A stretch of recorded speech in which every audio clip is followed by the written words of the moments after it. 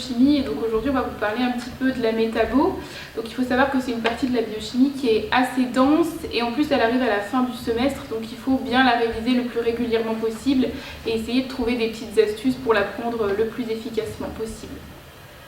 Alors dans le corps humain, en fait, on va avoir des réactions qui vont permettre de créer de l'énergie.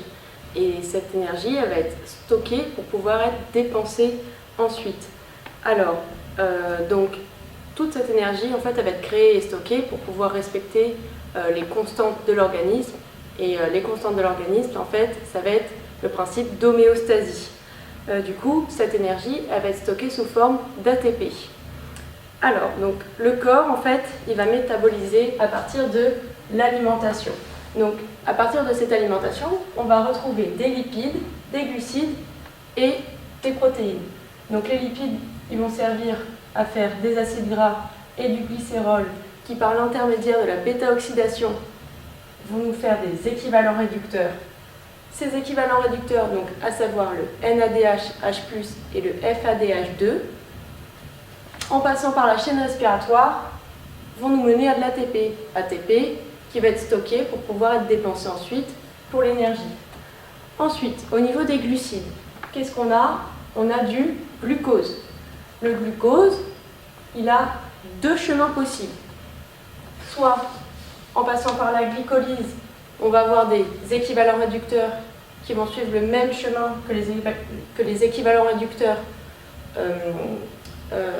créés via la bêta-oxydation, qui vont donc passer par la chaîne respiratoire pour produire ensuite de l'ATP, ou alors le glucose va créer de l'acétyl-CoA qui va être un intermédiaire pour créer l'ATP, et cet acétyl-CoA va passer par le cycle de Krebs, et le cycle de Krebs va donc créer des équivalents réducteurs plus de l'ATP, équivalents réducteurs qui vont toujours suivre le même chemin, et l'ATP qui va directement être stocké. Enfin, on a des protéines qui vont créer des acides aminés qui vont pouvoir rentrer dans les différents cycles de l'organisme. Donc ce qu'on voit bien grâce à ce schéma, c'est que le cycle de Krebs, il a vraiment un rôle principal dans tout ce qui va toucher à récupérer de l'énergie pour le corps humain. Donc le cycle de Krebs, c'est vraiment très très important de bien le retenir. Et donc il faut le retenir dans l'ordre. Donc pour ça, on peut vous trouver des espèces de petites phrases mémo pour retenir le nom de chaque produit dans le cycle de Krebs. Donc vous avez par exemple, si le citron isole l'acétone, alors le succinct succès fumera moins haut, pour en fait retenir tous les petits noms, donc c'est-à-dire le citrate, l'isocitrate, l'alpha-cétoglutarate, le succinyl-CoA, le succinate, le fumarate, le malate et l'oxaloacétate. Et donc ensuite, entre ces noms-là, en fait, vous avez des enzymes qui permettent de passer d'un produit à l'autre. Et donc pour ça, en fait, vous avez ces enzymes qui ressemblent au nom des produits que vous avez obtenus. Par exemple, en partant de l'acétyl-CoA, vous allez avoir la citrate synthase, donc vous voyez bien, ça ressemble à la citrate, la conitase, l'isocitrate déshydrogénase, l'alpha-cétoglutarate déshydrogénase, le succinyl-CoA synthétase, le succinate déshydrogénase, la fumarase et la malate déshydrogénase. Donc vous les aurez par le biais d'un schéma. Ce qu'il faut bien retenir aussi sont les structures chimiques de chacun des produits. Donc vous n'hésitez surtout pas à utiliser des codes couleurs pour retenir les groupements OH, les groupements COOH et tout ça. Et donc pour savoir le nombre de carbone de chaque substrat, il faut simplement en enlever un pour chaque CO2 qui sera consommé. Donc vous faites bien attention au CoA qui ne se compte pas comme un carbone. Ça peut être source de piège le jour du concours. Et donc, pour les retenir facilement, vous pouvez simplement noter le nombre de carbone et les fonctions chimiques. Donc par exemple, pour l'acétyl-CoA, vous avez 2 carbones et une cétone. Pour la citrate, 6 carbones, 3 COH, 1 OH. Pour l'isocitrate, 6 carbones, 3 COH, 1 OH. L'alpha-cétoglutarate, 5 carbones, 1 cétone, 2 COH. Le succinyl-CoA, 4 carbones, 1 cétone et 1 COH. Le succinate, 4 carbones, 2 COH. La fumarate, 4 carbones, 1 alène, 2 COH. Malate, c'est 4 carbones, 1 OH, 2 COH. Et l'oxaloacétate, c'est 4 carbones, 1 cétone et 2 COH. Ça peut être un peu dense à apprendre comme ça, mais en les révisant, ça revient tout seul, il n'y a pas de souci. Ce qu'il faut aussi bien retenir sur le cycle de Krebs, c'est le bilan énergétique qui va être de 12 ATP.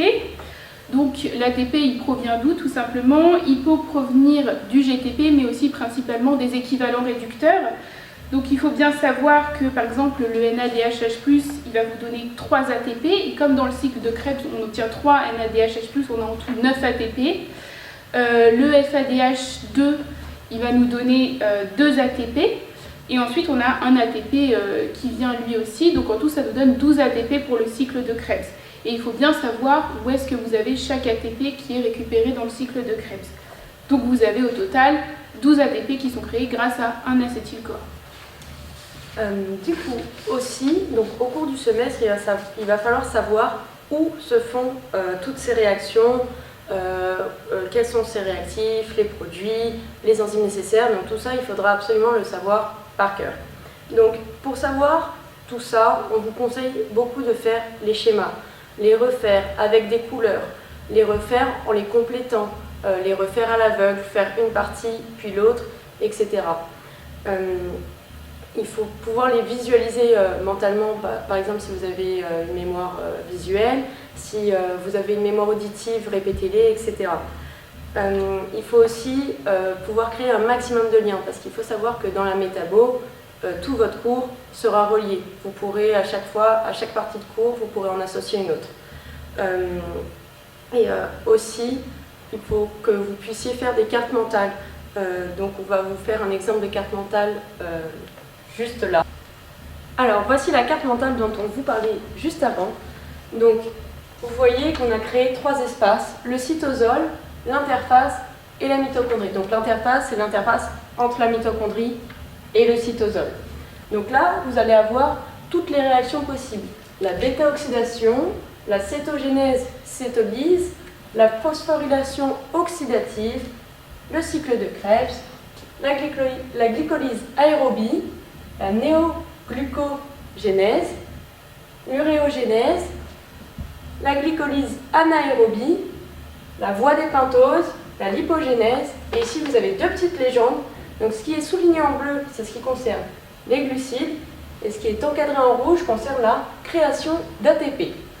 Donc, cette carte mentale, comment elle fonctionne? Donc, nos 3 compartiments vont représenter les compartiments dans notre corps.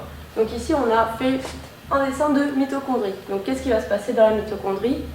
Toutes les réactions suivantes, donc, que je vous ai citées au début. Ensuite, dans l'interface, qu'est-ce qu'on va avoir? Les 3 réactions ici. Et enfin, dans le cytosol, ces réactions juste ici. Donc ça va vous aider à bien visualiser où sont les réactions, comment elles fonctionnent et à quoi elles servent. Donc ensuite, on va vous parler de la bêta-oxydation. Donc à l'examen, c'est possible qu'on vous demande combien d'ATP vont être produits pendant le catabolisme des lipides, soit la bêta-oxydation. Donc c'est un phénomène qui va se produire en plusieurs étapes. Donc d'abord, il faut activer les acides gras. Et ils vont être activés sous forme d'acétyl-CoA. Et ça va être fait grâce à une enzyme qui est l'acétyl-CoA synthétase. Donc, il faut bien savoir que pour les acides gras qui vont être dits courts, donc avec moins de 12 carbones, cette activation elle va avoir lieu dans la mitochondrie, juste là. Pour les acides gras qui vont être dits longs, ils vont avoir lieu dans le cytosol. Donc, long, plus de 12 carbones. Retenez bien ça, c'est important, ça tombe souvent au concours.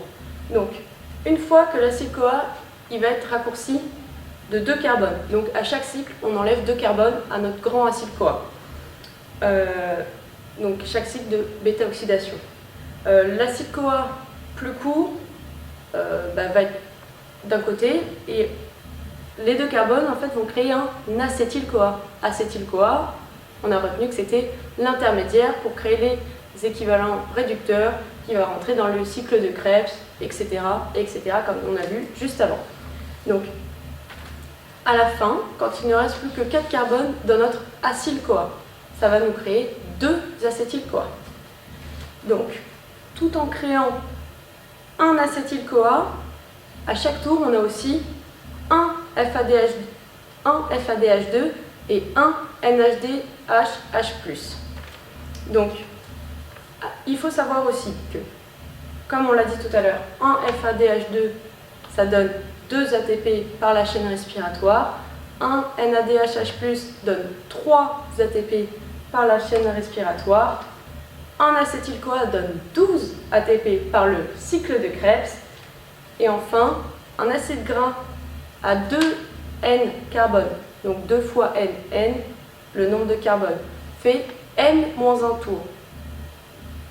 Du coup, on va avoir pour tout l'acide-CoA transformé en acétyl-CoA, on va avoir N-1 FADH2, puisqu'on a N-1 tour et qu'on crée à chaque tour un FADH2, N-1 NADH+ via la même explication, et N-acétyl-CoA. Pourquoi on a N au lieu de N-1? Parce qu'à la fin, on crée 2 acétyl-CoA et non 1. Du coup, en tout, ça va nous faire 5 fois N-1 plus 12N moins 1, ce qui va nous donner 17N moins 6 ATP. N, le nombre de carbone dans l'acide gras. Alors, on enlève 1 à l'équation, puisque l'activation de cet acide gras va nous coûter 1 ATP. On va vous remettre l'équation juste là, pour que vous la compreniez mieux. Alors, du coup, voici l'équation au tableau. Donc, vous pouvez voir qu'on a 5 fois N-1. D'où sort le 5?